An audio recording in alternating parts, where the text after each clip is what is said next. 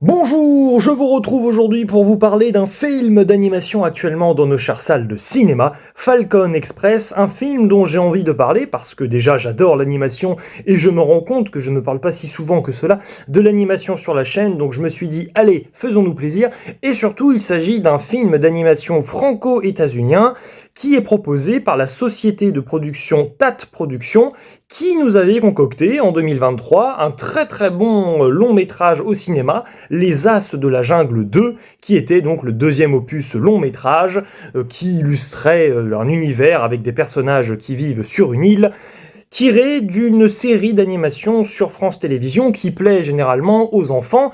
Donc j'avoue que même si c'était un film qui était davantage pour les enfants, eh bien moi avec mon regard et mon âme surtout d'enfant adulte, j'avais réussi à prendre amplement mon plaisir. Il faut évidemment l'avouer, hein, quand on se fait un bon petit plaisir, divertissement d'animation, même si ça n'est peut-être pas destiné avant tout aux adultes, eh bien on ne va pas bouder son plaisir pour autant. C'est un film qui était très coloré aussi, qui avait une animation malgré un budget quand même évidemment assez limité, bon 9 millions d'euros quand même, mais ce n'est pas tant que cela pour de l'animation. Eh bien l'animation était quand même vraiment vive, vraiment appréciable, c'était un film très appliqué, et j'avais envie de laisser sa chance à ce film, donc Falcon Express, pour voir ce que cela pouvait donner, parce que si l'on peut défendre un studio d'animation 3D en France, eh bien si c'est réussi, pourquoi pas. Je vais donc vous donner le synopsis de ce film. C'est l'histoire d'un raton laveur qui s'appelle Falcon, c'est curieux, et oui, on l'appelle aussi Maurice. Maurice, c'est aussi le prénom, l'un des personnages dans Les As de la Jungle. Il y a plusieurs échos, d'ailleurs, visuels, notamment au personnage des As de la Jungle, et donc le personnage de Falcon nous est présenté au début comme une sorte un peu de Robin des Bois, c'est-à-dire qu'il parvient à dérober de la nourriture dans sa ville afin de l'amener auprès de ses camarades animaux errants qui vivent dans la gare de cette même ville. Il prépare donc un coup puisque Noël approche le soir même. D'ailleurs, c'est intelligent parce que même si c'est un film qui est destiné avant tout à un jeune public, on n'est pas dans la caricature forcément de Noël avec ça y est un temps d'hiver, il neige et tout cela. Non, pas du tout. Là, il fait très beau, il fait chaud.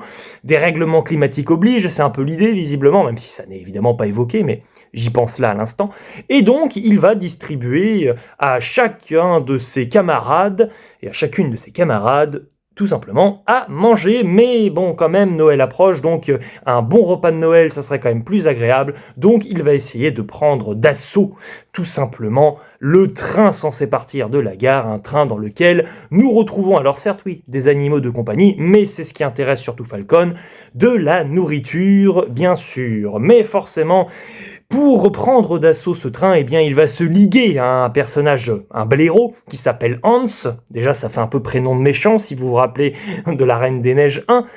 Et surtout, bon, on n'essaie pas de nous jouer un faux suspense, hein. Le blaireau est le méchant de l'histoire, on le comprend très vite, parce que le blaireau, lui, veut assouvir une vengeance personnelle. Il en a après Rex. Rex, c'est un chien de policier qui se retrouve avec les animaux de compagnie dans le train et forcément ensuite va se lancer une aventure où nos héros animaux vont donc malheureusement risquer un crash terrible, et pour cela il faut sortir de ce train. Mais comment parvenir à arrêter un train lancé à toute vitesse? C'est vraiment l'idée.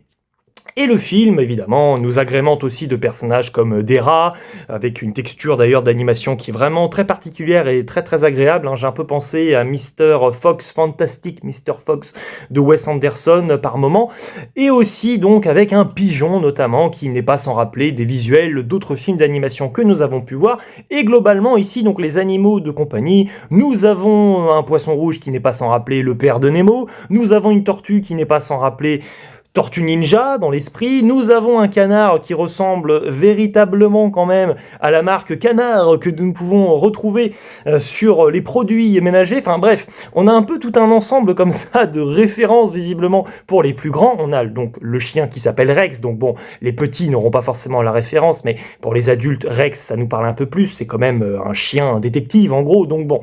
Disons que si le film n'a évidemment pas une double grille de lecture, pas du tout, mais il y a quand même une certaine idée, on va dire, dans le référencement quand même, et on arrive véritablement, je dirais, avec des petits indices visuels, à rattacher les personnages que l'on voit là à d'autres modèles, on va dire, d'animaux qu'on a pu voir dans d'autres films.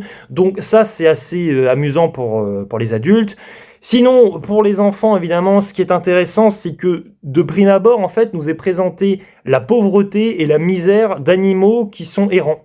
Et ça, c'est assez intéressant, et c'est un contraste évidemment avec les animaux que l'on va rencontrer plus tard dans le film, à savoir des animaux de compagnie qui sont un peu plus huppés et donc bien plus riches. Et là, on a une sorte d'amorce un peu des classes sociales, tout simplement. Alors bien sûr, une amorce à échelle d'enfant, on va pas partir dans des discours sur la bourgeoisie, sur la catégorie socio-professionnelle et tout cela, bien sûr, mais c'est une petite amorce en fait. Donc, prémisse intéressant qui peut vraiment permettre à des enfants, c'est ça, de rentrer un petit peu dans le monde des grands. En gros, c'est un peu ça. Et c'est assez intéressant là-dessus, je dirais.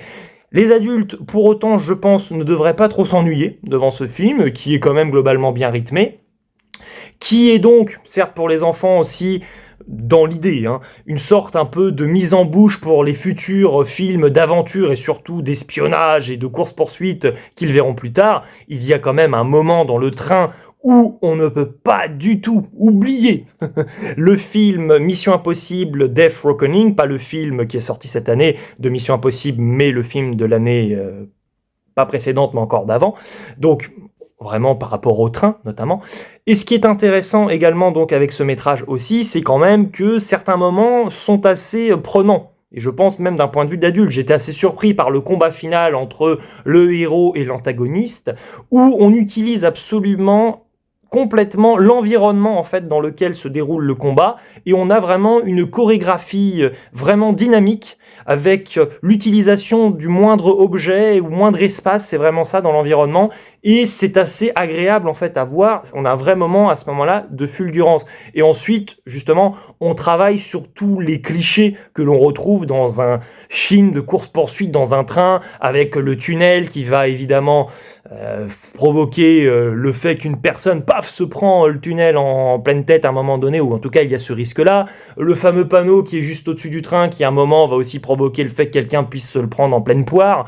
On est vraiment là-dessus, en fait, on est un peu sur un archétype de film, c'est ça, de course-poursuite, mais il arrive en fait à avoir sa petite identité justement par le fait également que pour les adultes, et c'est peut-être plus flagrant pour les adultes, on a aussi une critique justement médiatique, c'est-à-dire qu'il y a des journalistes qui veulent complètement faire le buzz et qui ne souhaitent qu'une chose, en fait c'est le crash complet de ce train, et qui sont justement une caution amusante. Alors on ne rit pas aux éclats, moi je n'ai pas rigolé aux éclats, mais j'ai souvent souri en observant justement la critique actuelle avec le cynisme en fait qui s'en dégage et l'utilisation des caméras, des journalistes et de l'hélicoptère. Globalement, tout est vraiment très bien géré à ce niveau-là.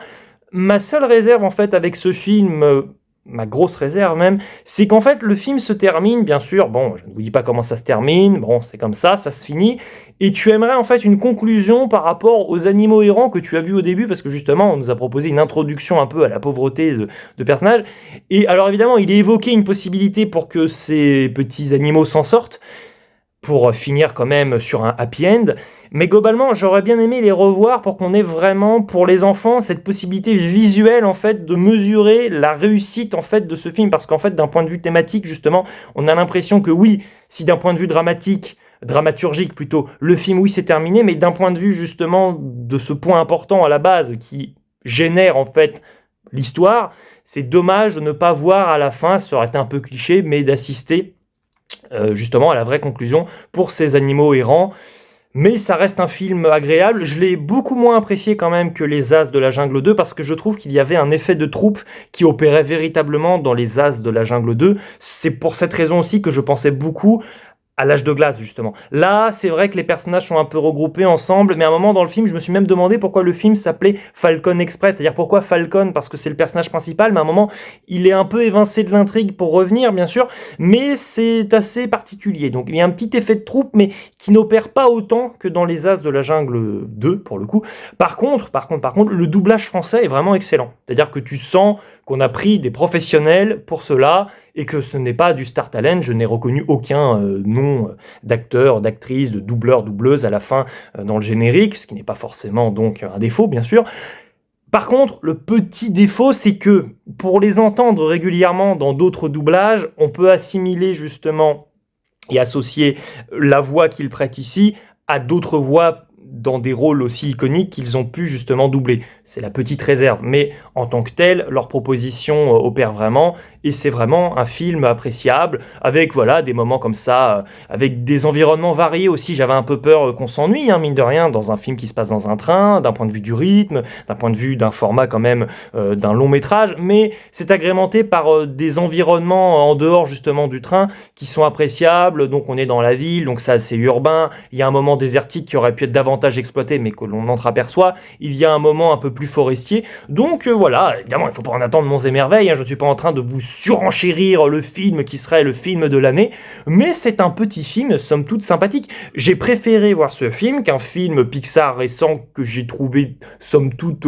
correct mais sans plus comme Pixar. Alors certes, j'en attends plus aussi de Pixar que de Tat Productions, mais malgré tout, je préfère regarder ce film qui me semble, d'un point de vue adulte en fait, un peu plus intéressant d'un point de vue justement, comme je le disais, de ce côté un peu journalistique, et pour les enfants qui me semble un petit peu autant intéressant peut-être que Elio, parce que le film Elio peut peut-être parler à des enfants. Bon, moi ce n'est pas qu'il ne m'a pas parlé, mais j'en attends plus de Pixar. N'hésitez pas dans les commentaires à me dire si vous avez vu le film, si vous comptez le voir, si vous êtes ou non d'accord avec moi.